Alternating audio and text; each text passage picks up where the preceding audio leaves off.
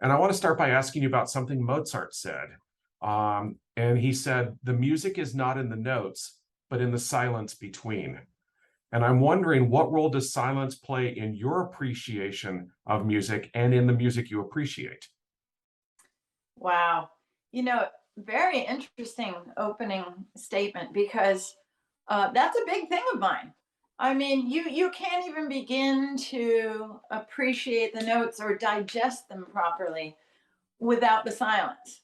And this is something that I tell students when I'm coaching or doing master classes. Really, it's especially these days, we're almost in this world of overload. Everything is overload. And I think when you hear young players sometimes right now, they don't think about the rest as much as some of us used to.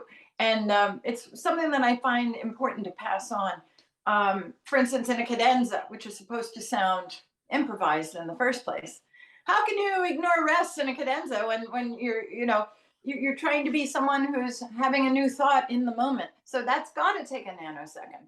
And things like this for the listener, to sit back and not only get ready for what's coming next, but be able to digest what just happened. And this is just very important. I think I love that statement because music is just not as powerful without the silences in between. And that's one of the things I love that Gustavo Dudamel does so well is forces the audience into moments of silence before lowering his baton for the applause.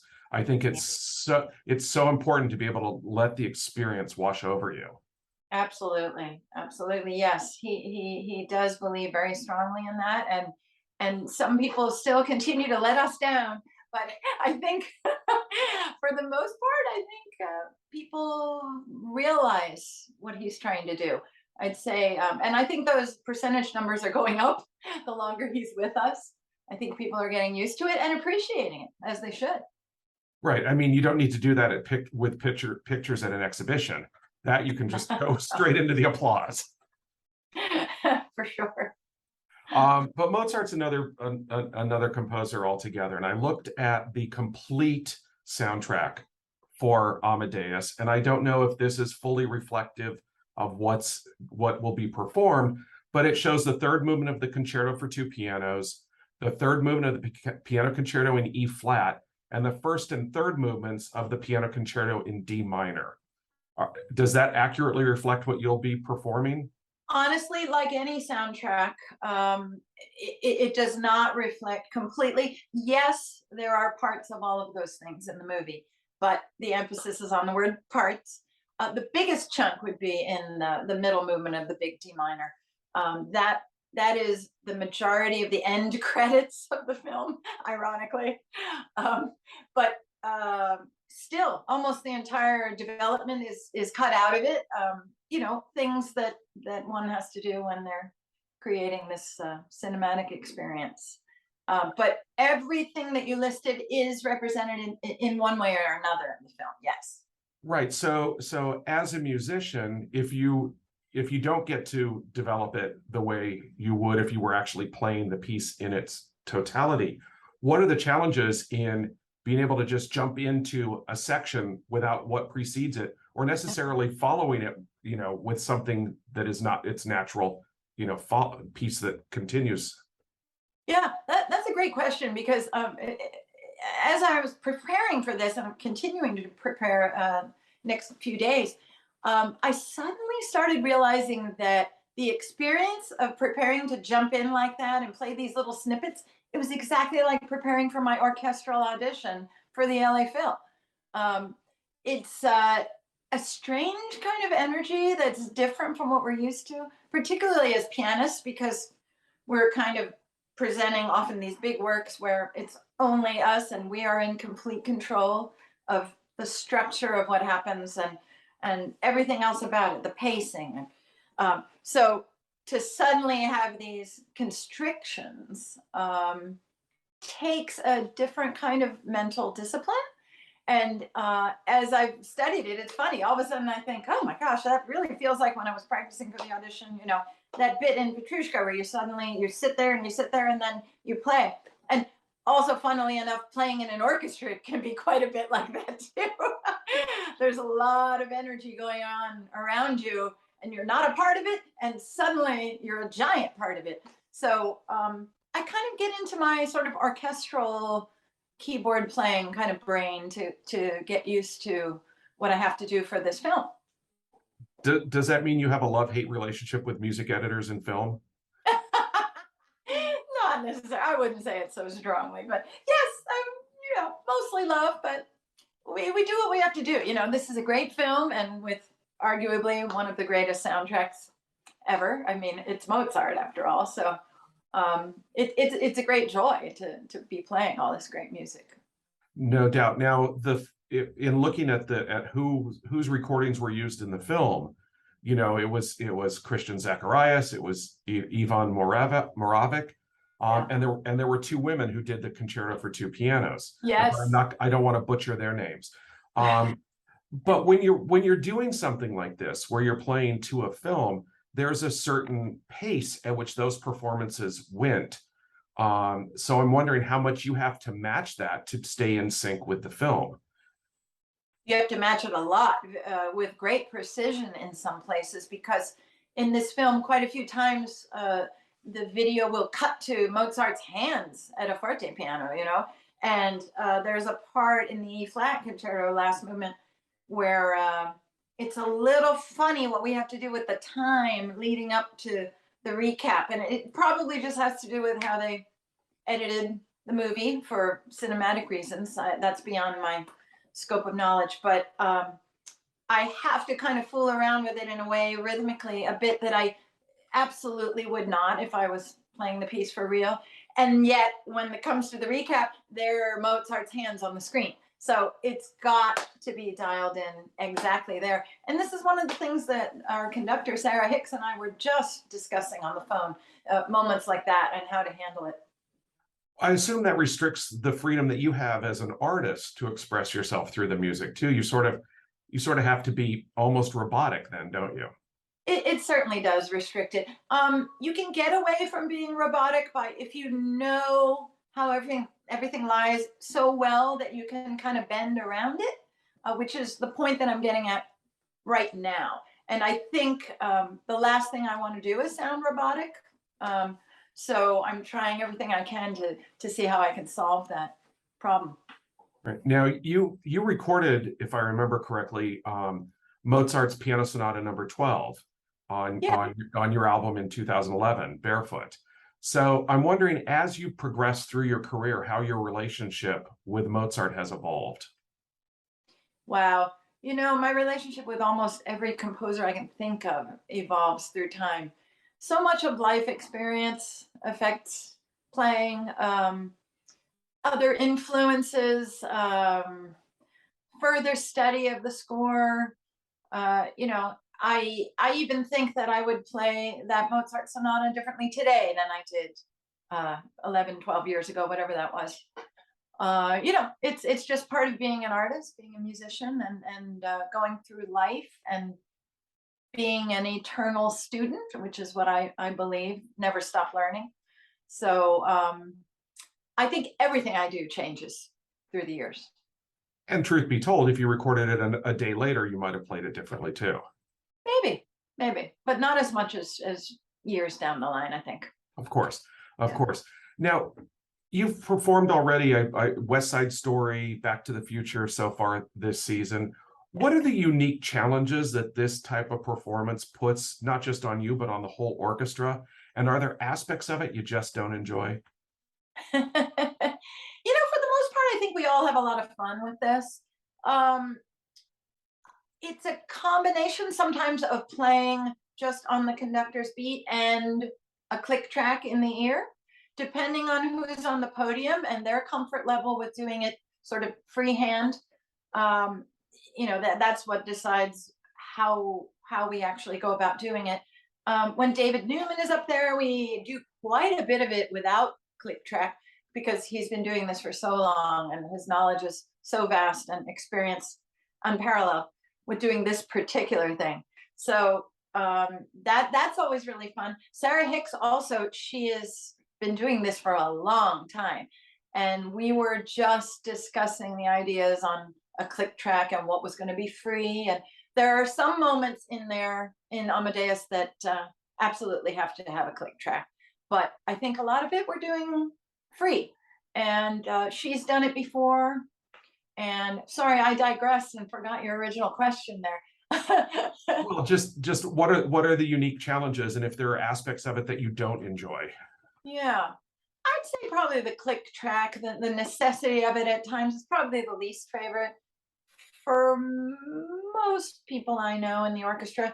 But at the same time, there's a certain security that comes with it, and like I said, it's quite valuable at times. So the music itself can be really fun, and a lot of this stuff that we do, it's themes that we've all known and loved for many years. And really the fun part of doing these movies live to picture, particularly at the Hollywood Bowl, is just the energy from the audience. It's really kind of special, especially at the Bowl with a crowd that big. And going back to your question about silences and stuff, the dramatic kind of silence that comes in a movie, or the most hushed music that comes in a movie, to feel the energy of those very, very quiet bodies in those big numbers up to 18,000 is extraordinarily powerful. I found that in West Side Story recently. We did Steven Spielberg's new version, and it was fantastic. But there's, of course, we all know Rita Moreno is in this film. And there's a moment where she sings somewhere just in a very dejected, she's alone in the store, and she's upset about all the violence, and she starts singing it a cappella, and then piano plays just single notes along with her for several measures. First of all, I found it really powerful in the film when I watched it. When we did it at the Bowl, the silence was so beautiful from that audience in that moment. I mean, I literally welled up with tears just while I was playing that. That's great when you can get wrapped up into the emotion of it, though, isn't it? Yeah, it was great. It doesn't hurt that that's some of my favorite music in existence. So, all of it. West Side Story was a great joy. And I was in the audience for one of those performances. I think the film is vastly superior to the original. Nice. And I think that hearing the music live just made it even just so much more tangible and so much bigger an experience. Yeah, I had a friend of mine tell me that she's a wonderful musician, and she said she wasn't sure how much she loved the film in the theater. And then she said the way the music popped and came alive and just changed everything live at the Bowl, she absolutely loved it. Yeah, it was pretty special. I just wish the helicopters stayed away from the Bowl. But don't we all? We're never going to get rid of that. So professionally, Joanne, what does an opportunity like being featured in Amadeus at the Bowl provide you in terms of other opportunities you might have for solos or featured solos with the Philharmonic, either in the concert hall or at the Bowl? I don't know if it offers any new opportunities. I mean, I periodically get those opportunities as the keyboardist of the orchestra, and that's always wonderful. This is an unusual one. I mean, I've never been featured as a soloist for a live to picture movie. So I don't know how much that'll change what's coming up, but who knows? One never knows. Someone may be struck by it in a way that I'm not aware of yet. But well, because having watched you for the entirety of your time at the LA Phil, it's like again, as a lapsed piano performance major, I just go, oh my God, she's so talented. I'm wondering if there are moments when guest artists come through where you just sort of go, I could do that. Oh, I don't know about I could do that. I mean, technically I could do that, or some of it, or a lot of it, whatever you want to say. That's how every player feels, I think, when someone comes. I don't think you mean, I don't think in a negative way, like, oh, I could do that. No, not at all. But it would be great to have that opportunity.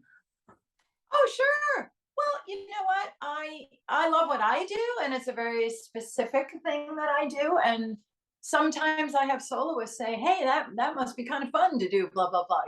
What I'm doing. So sometimes the grass is greener on the other side. But no, I can't say I often have a great envy or feeling like that. We get to have world class artists. I mean, when Martha Argerich came and played with us, I I could barely even speak. So, you know, it's I have a great job, is what it comes down to. You do have a great job, and I second your feelings about Martha Argerich. It's like I wish there weren't issues that precluded her from ever performing in this country again. I know. But any opportunity to see her is just, to me, is a gift. Yeah, absolutely. And Uh, many others, many others. Of course. Well, one of them, Yuzha Wang is doing what I think is crazy. In February, doing 2 cycles of all 3 Rachmaninoff piano concerti. Yeah. It's like, as a pianist, you must be thinking, who in their right mind is going to do all 3 of those in 3 consecutive nights over 2 weeks? Yu Wang, that's who. I mean, it's going to be not difficult for her. She's insanely talented, and I absolutely can see her doing this. It'll be great. Oh, absolutely. But I guess I don't know if this is something that's exclusive to the LA Phil, or if she's, doing concert tours of doing this. But I guess one of the advantages that you have is you don't have to tour as much, and you don't have to play the same 2 or 3 pieces, 3 times a week at various cities all around the world. Yes, that's true. One of the things I enjoy about my job is the enormous variety of the music that we play, and that's not going to change anytime soon. And we're good at it, and we've done a lot of it, and we're confident. So it's really exciting to be presenting all this new music to the world. Now, if you had if let's say, Gustavo Dudamel or Chad Smith came to you and said, you know what, we want to give you like the opportunity to live out your wildest fantasy and perform whatever piece you want with the Philharmonic. Do you know how you would answer them? Wow, that's a good one. Wow, that would be tough. I've never gotten to play Bernstein Age of Anxiety, and that would be really fun to do with Gustavo and the LA Phil. That kind of comes to mind. I love Ravel G Major Concerto. I would love to do that entire thing. I've actually played the last movement and parts of other concertos as part of a kids show where I also acted an 11-page script. That was another thing. And that was really, really fun. But to do the whole thing, one thing I did do was Beethoven Triple Concerto a few years ago with our Martin Chalifort and Bob Domain with Gustavo conducting. That was really fun. That was in 2018. I believe you.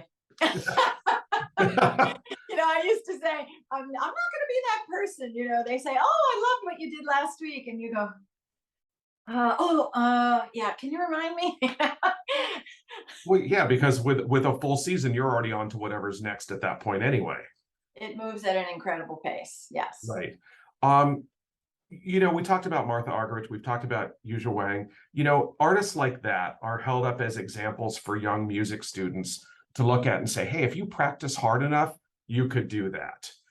And yeah, it's possible, but it's unlikely. I mean, that's like winning the lottery on a certain level. And what I love about what you do is that seems tangible for people, that you could potentially be good enough to be the keyboardist with a performing orchestra. And I'm wondering, what would you tell parents and students to sort of manage expectations and tell them are the best things about what you do, and why that is something they should aspire to just as much as trying to travel the world and be Lang Lang? Yeah, that's also a great question. When I do master classes and things and talk to young people, one of the things that I say is, number one, all young pianists, you yourself know, we spend a lot of time in a room alone, working hard on our scales and arpeggios and our music that our teachers give us. We don't do a lot of interacting, at least for a while, with other musicians. I'm personally now going to my own story because I was from kind of a smallish town in Pennsylvania. So I did not interact with a lot of other musician kids, maybe the same way a kid growing up in LA or New York or one of the bigger cities would. But so I was alone for a while. But what I did have was things like a dad who was in the organ business, and we had an electronic organ at home, and the whole ceiling was speakers for the organ that you could also play records through. So that's how I learned to love West Side Story, for instance, and jazz. And my older brother played rock and roll, and I realized he at the time was a violinist but also a drummer. And by the time I was 12, I was playing in a rock band with him and appreciating all kinds of different music, and also learning to play the organ because of my dad's business. And what I say to young people is, yes, we start out and maybe our parents say things like, if you work hard, you can be Martha Argerich or Yu Wang, and you can get there. But what I like to stress is be open to everything and anything musical, and be open to other things in life that you think maybe you wouldn't be doing. I guess I'm talking mostly about genres of music and appreciation. But little did I know, for instance, playing things other than classical music with my older brother, who was a drummer, that was kind of like metronome work. And I think because of that, I have a pretty decent sense of rhythm. And at the time, I wouldn't have thought that. Gee, this is helpful for when I auditioned to play with a major symphony orchestra. I never thought I'd be doing the job that I have now. And, as the years went by and I started to love chamber music and playing with others, while you're playing, you're listening as much as you're playing. You're listening to others. You're listening to how they breathe, how they phrase, comparing it to what you do yourself, reacting with what you do directly to them. All of those things are preparation to being a good all-around musician. And I don't care if you're a soloist or a player in an orchestra like I am, being an all-around good musician is a very, very valuable thing. And I think this is the most important thing you can do, is to always be learning, always be listening, always be open to what's out there to round you out as a musician. It's interesting because in my freshman year, because you can't bring a piano in a marching band at a college, as you well know, they required that I join men's chorus so that I could get a sense of exactly what you're talking about, the idea of being with other people. That anybody thought that this voice should sing, that's another thing altogether. But you're right. I mean, all of that experience, definitely has to be massively helpful for what you do. Definitely. In a way, it's going back to the silence again, right? You got to be quiet to listen a little bit. So, always stay open. Yeah, I wish that I was more ear trained than eye trained. I can read, not easily, but I can read Beethoven. I've played Beethoven, Right. one of the piano concertos, but it's like, ask me to play jazz, forget it. Can't do it. Do you like jazz? I love jazz. I Me too. like any chance to hear like Jason Moran, and Oh yes. I'm there in a heartbeat. Yeah, Heartbeat. I So, love jazz. but there's still time. There's still time to learn. Yes, there is. I took some of my lockdown time to, a couple of years ago, to kind of get more in touch with my improvisatory side and jazz harmony and all that. I love that stuff so much, and I always want to be better at it. And I sort of do it, but I don't call myself a jazz player. But I really wanted to get better, and it was nice to have the opportunity to just turn off everything else and concentrate and sort of approach the instrument in this very different way. Because for me, that's what it takes. Right. Well, given everything we've discussed, I have a feeling I know what you're going to say to this last question, but Leon Fleischer said growing as a pianist gets more difficult every day. Do you agree with him? And if you do, is there a way of overcoming that, or is overcoming it a necessity? I think overcoming the negative aspects of that is a necessity. I take that statement. I'm not sure if I'm interpreting it the way he meant it, but it's easy to get inside your head a little too much as a performer. You know what I'm talking about. And yeah, I think, you look at a young kid who gets out on the stage and no fear, right? Just get out there and do it like you've done it 1,001 times in the practice room. You can do it number 1,002, right? Then, you get older and you start getting wiser. And for me, I enjoy performing. I mean, I'm not going to say that I don't get nervous or whatever. Well, I say that I have, in general, a kind of a healthy dose of adrenaline when I perform. I couldn't imagine my life without it. So, and I'm blessed to not have any kind of serious problem with nerves, as I'm sympathetic to those who do. But I get excited, and as you get older, me personally, as I get older, I learn different ways to manage my excitement, and that changes. But it depends on what the situation is, also. But the older I get, the more I find that every day is a gift. Just in life in general, it's a real gift. And I've got a 99-year-old dad who's going to be 100 in February, and talk about gifts. So I try to look at music and life that way. And again, always open to learning. And like you said, we've talked about this, and it does relate to the answer to this question. For me, I can't say that gets harder. It gets more interesting. And I just kind of take that day by day. But the bigger picture for me is that I'm grateful that I'm able to do it. And I love it and can't imagine my life without it. Yeah, I think those of us who love music would agree that you can't imagine life without music. Well, you make beautiful music, and I've thoroughly enjoyed our conversation. Thank you so much, and I'm looking forward to seeing Amadeus. Thank you, Craig. Look forward to seeing you there.